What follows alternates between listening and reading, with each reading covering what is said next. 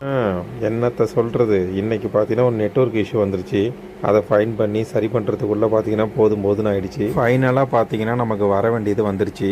என்னன்னு தானே பார்க்குறீங்க, தலைவலி தான். அது ஒன்று தான் நம்மளை கேட்காமலே வருது.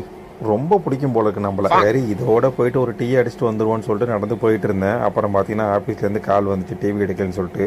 சரி, ஆஃபீஸ் வேலையை முடிச்சுட்டு போயிடுவோன்னு சொல்லிட்டு ஆஃபீஸுக்கு வந்தாச்சு. அதுக்கப்புறம் பார்த்தீங்கன்னா செட்டாப் பாக்ஸ் எல்லாத்தையும் செக் பண்ணி பார்த்துக்கிட்டு இருந்தேன். ஒர்க் ஆகல செட்டாப் பாக்ஸு. சரி, மாற்றி பார்ப்போன்னு சொல்லிட்டு ஒரே ஒரு செட்டாப் பாக்ஸ் எடுத்துகிட்டு வந்து அதுக்கப்புறம் லாயன்லாம் பிரித்து அடித்து அதுக்கப்புறம் வேறு செட்டாப் பாக்ஸ் மாற்றி பர்ஃபெக்டாக டிவி கனெக்ஷன் ஒர்க் எல்லாத்தையும் முடிச்சுட்டு டிவியை ரன் பண்ணிவிட்டு அதுக்கப்புறம் வெளியில் வந்தாச்சு. அதுக்கப்புறம் இப்போனாச்சும் டீ குடிக்க போகணும்னு சொல்லிட்டு கிளம்பி போயிட்டு இருந்தேன். மணி பார்த்தீங்கன்னா 3:51 ஆயிடுச்சு. ஆனால் இன்றைக்கி கொஞ்சம் டே பரவாயில்ல, குளிரும் வெயிலும் கலந்து அடிச்சுக்கிட்டு இருக்கு. உடம்புக்கு கொஞ்சம் இதமாக இருக்குது. அதுக்கப்புறம் பார்த்தீங்கன்னா ஜாபு போஸ்ட் போட்டிருந்தேன் இல்லையா, அதுக்கு நிறைய பேர் மெசேஜ் பண்ணியிருந்தீங்க. நான் எதிர்பார்க்கவே இல்லை எவ்வளோ பேர் ரெஸ்பான்ஸ் பண்ணுவீங்கன்னு சொல்லிட்டு.